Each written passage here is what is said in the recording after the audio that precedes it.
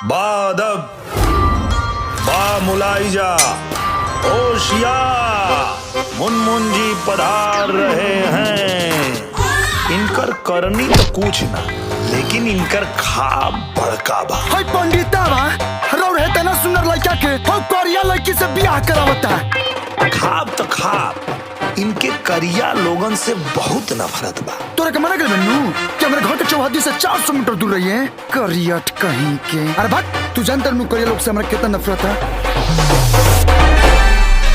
हमरा ऐसा लड़की चाहिए जब वो अपना मार्केट के चौराहा पर पाँव रखे तो सबके दिल के घंटी बाजे लगे, जब वो चले तो सबके दिल के धड़कन बढ़ जाए। हिट कंप्लीट बड़ा फिट बारू हो, सच कहीं स्वीट खानी मीठ बारू हो, भले जिलम फकीरी में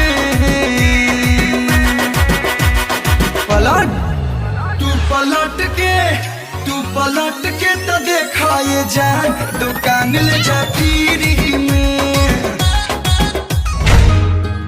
चौबे जी, तारा खातिर को पत्तो खोज दिल बनी। 4 कट्ठा और बेचकर दुकान जमाऊंगा, लेकिन पत्तो वही चाहिए जो तुमको पसंद है। जब तक कि हमरा पूर्ण मंगला लड़का ना भेटी, हम अपन लड़की के शादी ना करब।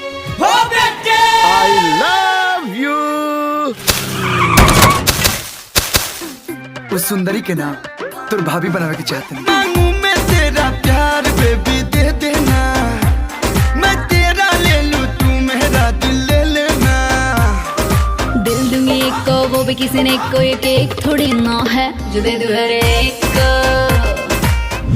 हमरो लड़का मंगला हो, संतुष्टि खातिर देखवा ली पंडित जी से। ऐसन त सदियों बाद कुंडली देखे के मिलल बा। राम सीता के ऐसन जोड़ी रहे।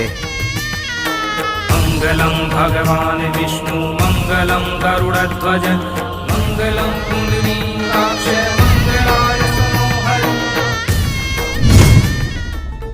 काहो सखी, कैसन कटल जीजा जी के संगे रात?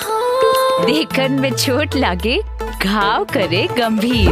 ये गोरी कमरिया दबादी, कहत मंगा दी दवाई हो। भारत के देहला दरद, भारतीय से जाई हो। कोनो शुभ समाचार बा हो? कौनो शुभ समाचार बा? का हो, कोनो शुभ समाचार? हवा के बाद का हो गई कि 5 साल हो गईला खतो ना खुलल, रोज हिटे विकेट होता इसका रे। गांव भर में लोग यह पूछता कि शुभ समाचार कब मिली। बाबा 6वां साल चलता, बाकी लड़का के कोनो उम्मीद नहीं खे। शुक्राणु पतला होने की वजह से इनका प्रजनन क्षमता बेहद कमजोर हो गया है। बचपन में की हुई गलतियों की वजह से अक्सर ऐसा हो जाता है। गलत कुंडली बनाकर अपन बेटा के शादी हमार बेटी से करवा देलन। ओकरे ही नतीजा बा कि आज तक ले हमार बेटी के गोद नहीं के भरल।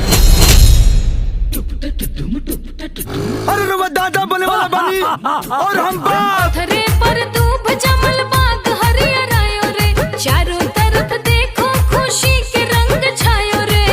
पलना में झूला झूले कुंवर कन्हैया, बधैया बाजे आंगने में, बधैया बाजे आंगने में। बधाई हो, बेटा हुआ है। हमरा बेटा बोल बा। अब दी हमरा बेटा की। अरे ये किसका बच्चा लेके आई है? ये आपका ही बच्चा है। हमारा समझ में नहीं आवत कि हंस के घर में कौवा कैसे पैदा हुई। एक तो पता हम लगा के रह।